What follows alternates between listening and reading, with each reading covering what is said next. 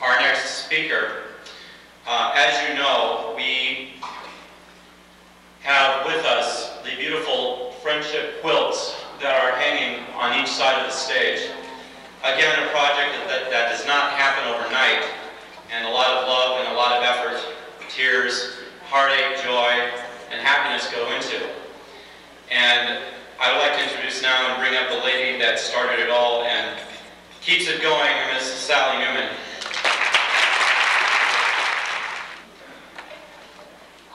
I didn't bring my phone bill this time, but I did bring my timer.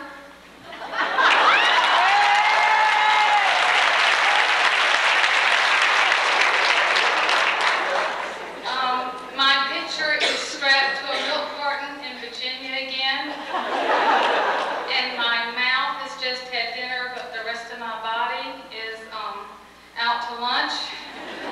So this has got to be Las Vegas, right? This friendship quilt is a joyful acknowledgement of the memories and friendships stitched into the Beauty and the Beast quilts. The original dedication embroidered in its border concludes, and the momentum of its love continues happily ever after. This momentum of love, generated by the show and nurtured by the fans, has created an atmosphere of acceptance and self-worth, which enables us to realize our own humanity, a realization which in turn enables us to celebrate the humanity of others. It has somehow enriched, inspired, and empowered us to examine, to understand, to accept, to do. Indeed, I'm sure your Eat My Dust accomplishments have amazed friends and family alike.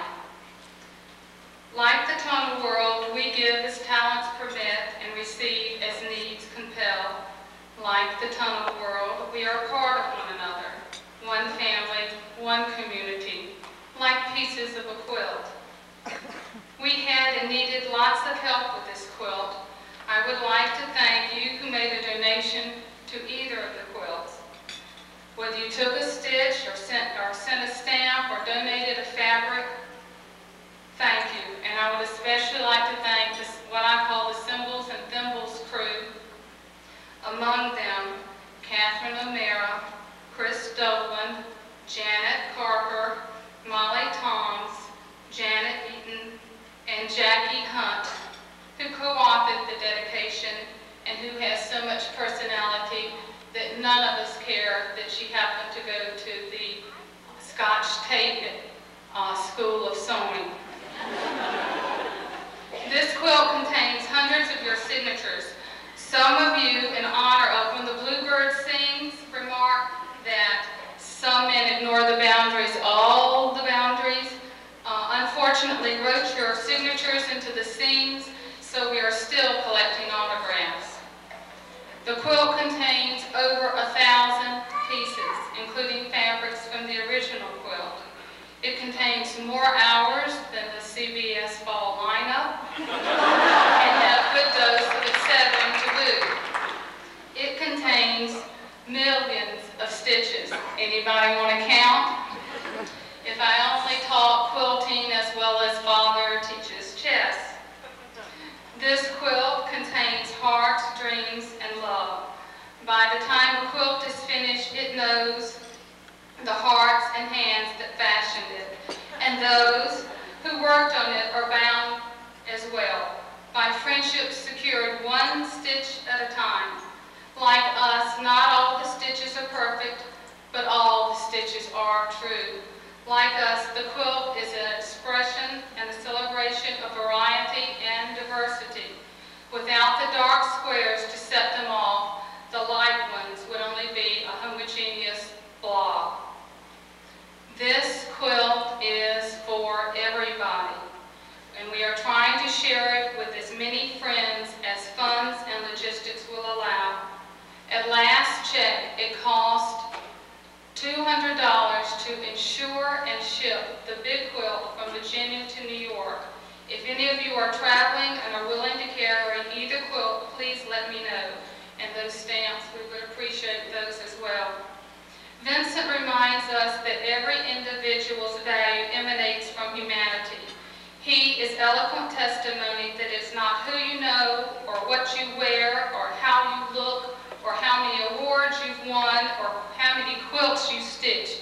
It is your unique humanity we value, and it's a treasure that can't be lost, stolen, embezzled, or counterfeited. Each of us acquires it the old-fashioned way. There is not one of you, not one of us, who has not given to others, so we give it to all of you as thanks.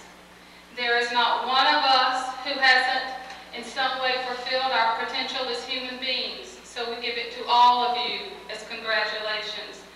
There is not one of us who has not inadvertently hurt someone, so we give it to you as we hope to be forgiven ourselves. There is not one of you who has not endured pain, so we give it to you all as a reminder that you have a host of friends waiting on the other side of whatever current you happen to be swimming. So how do we begin? As Catherine says, we can only start with ourselves, I guess, with our own lives, to try to touch the ones that cross our paths. We would therefore like the quilt to begin its journey by sharing it with the following people.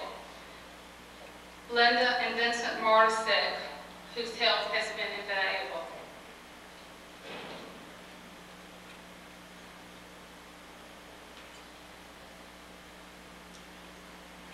Connie Mahler, who inspires us. Inez Pascal, Linda McFarland, and Elizabeth Whitson, who I hope will share it together. Norma Dove, who takes a challenge and makes a wonderful lemonade. Sometimes you meet people and immediately know how special they are. I have a vivid picture in my mind of two such people sitting in an auditorium stitching. We lost a Mitch tragically, but Carol Burt, when you receive it, I'm sure you will relate our love. There are people who worked on huge sections of the quilt, but who have never seen it as a whole and have no idea how it looks. Helen Jones, dear and considerate and competent Ellery Fleming, Rose DuBois, and Judy Roberts, what extraordinary work. Cindy Box, her artwork is all over the quilt. And someone who has been with me since square one, literally, and we lost her brother last year. Catherine O'Meara, how appropriate it is that you were the first recipient. And now you know why I couldn't allow you to help me with the speech. As the friendship quilt begins its journey, I remember Father's words which seem appropriate to us all. Now we are a community. Now we as a community will have to decide what we will do with this extraordinary treasure. And our decision will be a great test of our good sense and our loyalty to each other. If I were talented enough to make a video, you would be the stars. And the words and music would come from the song, Perhaps Love. Oh, some say love is holding on, and some say letting go, and some say love is everything, and some say they don't know. If I should live forever, and all my dreams come true, my memories of love will be of you. Please remember, it isn't love until you give it away. Thank you.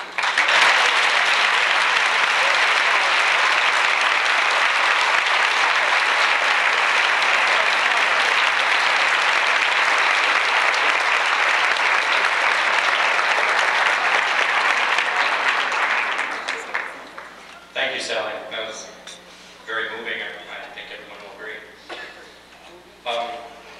This is the second time today I've seen Sally move to tears. The first time was when she realized that Ron Toslow was here.